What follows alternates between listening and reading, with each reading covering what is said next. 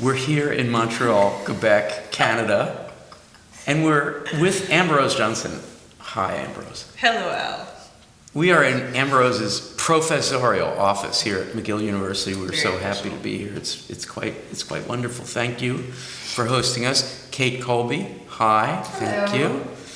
And Laynie Browne. Laynie, I just want to say in front of anybody who's watching this and the rest of us that you have curated not just this video, but pretty much all the other videos anybody could ever encounter in ModPo Plus that were filmed in Montreal. So thank you for doing that. And Sophia DuRose, hello, my friend. Hi. Hey. So we're here to talk about Dionne Brand. Now, Dionne, through Duke University Press, published the most extraordinary book, which I think we would all urge everyone to buy, New and Collected Poems, and that was in 2022. Again, Duke University Press. Dionne Brand, the Trinidadian, Canadian, Toronto identified poet, extraordinary poet. And at the beginning of this relatively new collected poems, there's a long new poem, which people were reading more or less for the first time when this book came out. And we're going to discuss the first 3 pages / sections / poems in this poem. And it is called, if I'm not mistaken, Nomenclature for the Time Being. That's the name of the new poem in the collected poems. So I am going to ask Laynie to read the first page section poem, and Ambrose to read the second, then I'll read the third, and then we're just going to talk improvisationally about what we've read. So, Laynie, would you begin? Yes. The apocalyptic reports have come, true, dilute in our arterial solvent. The atrocities saturate our lacent notebooks. We stay awake lambent. There are iridium rectangles under our tables. We meet languid, nauseous, transfused presently. For a few decades, chronic, venous, insufficient. The intervals of talk speed to nothing, and we've become scientists of without, under force, out of water, across loading with bearings of us. Nothing will come from our innocence. You know that, after all. No discoveries in old texts. No modern symmetries, no revelations, no wisdoms to be admired, messages to be deciphered, smuggled to each generation, or so prescient they require philosophers. These were not clandestine works. There are no secret hallways waiting for the transcriber of great portents. It's simple. The wars they recorded were the wars they won. Let me be plain with you. These portraitures are portraitures. Of what we suspect, the insoluble facts are these then. No one carried their writings across a river. In a ringed cloth on the head, or sewn into the precious fold of a hem, no one buried them in a desert to wait for a coruscating time. The illumined manuscripts are just the gaudy sacredness of violence. The electronic leeches downloaded their data bulk. I, for one, understood this eventually. My tendons were xenolith by then, of course, the tectonic plates zigzagging, shivering against us. Wow, let's just go around and put into the discussion, starting with Kate, a phrase, a line, something that for you, Kate, is good in and of itself, but also might represent the whole in a discussion. Want to pick one? Well, when I was reading these, I kept going back to the title, Nomenclature for the Time Being, and noticing all the time words and the being words, being both noun and verb. and this miraculous way in which she evinces this being made of time, as well as the provisionality and the kind of insufficiency suggested by the phrase "for the time being." And it's all in there, and she keeps all of those balls in the air at once. It's constantly provisional, but constantly historical at the same time, right? Laynie Browne, you want to pick a line that does the work? Sure. Even from the very first line break, apocalyptic reports have come. True. We see an illustration of what you just said about how things are being built and then also being broken down simultaneously, with a mystery that could be in any time, but also seems so immediate. Things seem to happen, assertions are made, but then undone, either by the poet's volition or by just the conditions. So interesting. It's, in a beautiful way, hard to get your hands around what's happening, where we are. Amber Rose. I'm looking at the second section of this, the second page, and I'm going to pull that third stanza, "We stay awake lambent, there are iridium rectangles under our tables, we meet languid, nauseous." There's so much both rigidity and fluidity in the language here. There are these hard stops, these hard consonants. The word choice is cumbersome, but also there are these kind of, the languid and nauseous. It's this tension between, I guess I'm continuing this thought, this tension between the kind of stop and go and a fluidity of time and condition. Oh, I love that. Thank you. Sophia, you want to add a line? I was looking at the last section we read. Eventually my tendons were xenolith by then, of course, because I didn't know what xenolith meant before I read this poem. It's definitely not an adjective, it's a noun, isn't it? I looked it up, and it's like a rock fragment that gets engulfed by a larger rock, and it made me think of how we come from both people and histories that are outside material, and we are not perfectly composed of just ourselves. And I feel like this poem is certainly grappling with like the histories we're forced to live with, and how those histories are corrupt. That's so well said.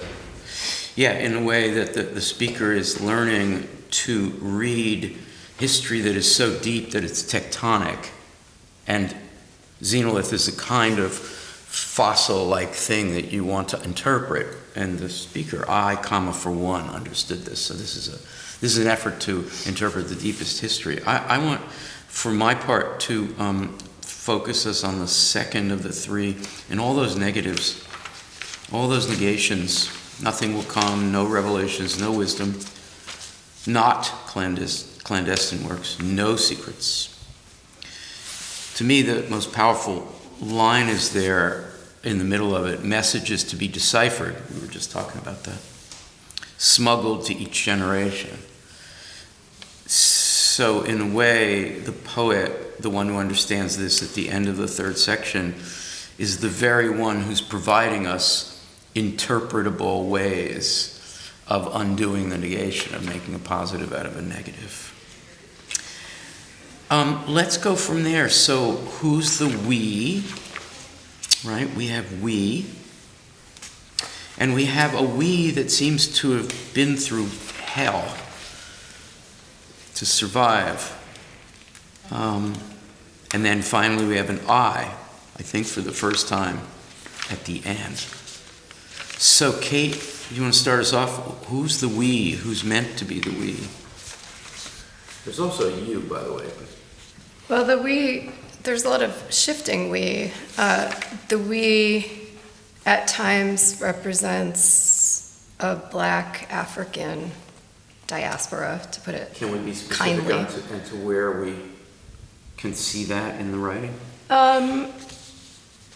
I would say, well, I first see it at the end of the first section. We've become scientists of without, under force, out of water, across loading with bearings of us. That's the middle passage, probably. Right. And all those prepositions manifest this kind of loss of bearings and this pure relativity of kind of orientation in the world. Bearings. Mm-hmm. Right, one is the one meaning is the one you just said, but there's also others. Can we play with others, bearings? Kate or anyone? Well, the burden. Burden, bearings. It's just a beautiful gerund-like way of saying something to bear, that which we bear. Any others? No, understanding where you are in the world. Right, the Yeah. orientation that Kate was describing. Is there a third? Well, they're ball bearings that bear weight. Yeah, I think it's part of the mechanism of the middle passage that's being referred to. I'm sorry, Kate, I sidetracked you. You were saying about the we. Oh, well, I started there, and then other times I feel like the we is temporal, like we in our contemporary time who are, imposing our narratives and our sort of investigative principles on the atrocities of the past and trying to sort of assimilate them intellectually.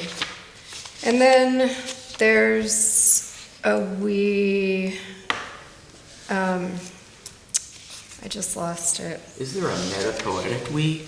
That would be us. I mean, the Illumined manuscripts are just the God. We're like reading, as it were, an Illumined manuscript ourselves.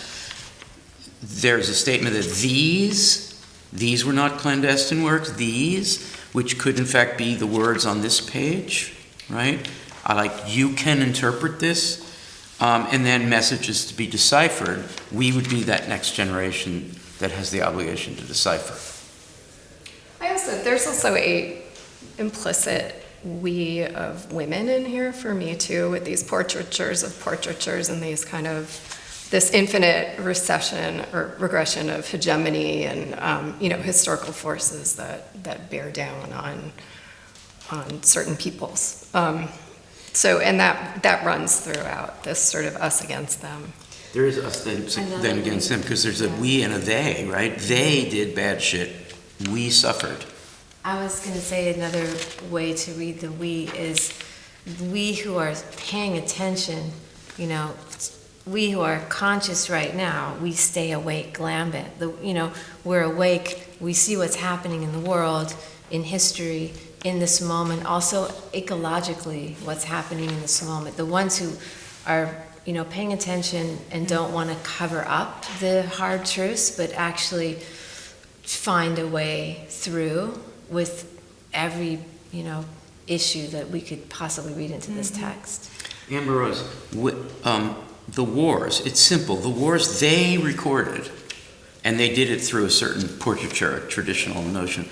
They recorded, they made epics out of it. It's all about the guys warring, in particular for this one woman who was stolen, And they recorded, they were the wars that they won, and then let me be plain with you. When you read that line, you just, that was a moment for you, I think. Can you explain what's happening there? Yeah, I was just meditating on the line, the wars they recorded were the wars they won, building from Laynie's comment and thinking about that first line also at the top of this section, nothing will come from our innocence. Mm-hmm. And I think there's a kind of general orientation around a question of power. Mm-hmm. And so I agree. I think the readings about the specific, references to transatlantic slavery and Black diasporic peoples are definitely there, but there's also kind of, I like how you put it around those of us who are conscious, those of us who are aware and paying attention. The wars they recorded were the wars they won is really indicting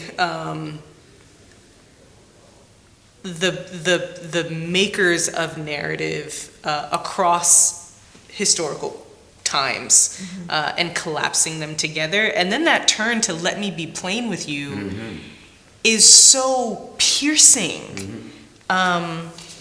because she's speaking back with such clarity and force against an entire historical construction of narratives that are supposed to silence and make undecipherable exactly what she's trying to make utterly plain. She's piercing through all of that. So there are no discoveries in those old texts, no revelations, no wisdom to be admired. The entire textual archive it was simply victors narrating their own victory. This is sort of a classic anti-war critique across many, many centuries. But this is such an indictment because it is trying to do itself a recording that is different. So that's where we get the form of the poem. Sophia, you want to go from there? Yeah, I was also ruminating a little bit about the wars they recorded or the wars they won, because as we know, within this constructed narrative of history, there are so many lost, ignored, smothered happenings and histories that people are ignorant to for lack of knowledge and lack of access to the knowledge. There's a lot that has just been drowned.